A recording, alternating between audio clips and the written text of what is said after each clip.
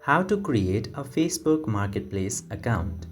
Now, if you want to use Facebook Marketplace to sell your products in the Facebook app, you don't need a separate account for Facebook Marketplace. You can use your original Facebook account directly to sell the products in Facebook Marketplace. Now, if you want the process to create a normal regular account in Facebook, you can check out the channel. We already have the video for that.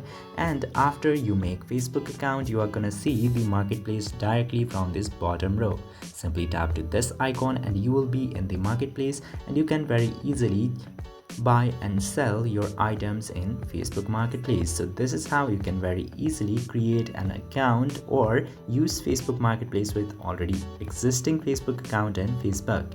I hope this video was informative. If yes, don't forget to hit that subscribe button.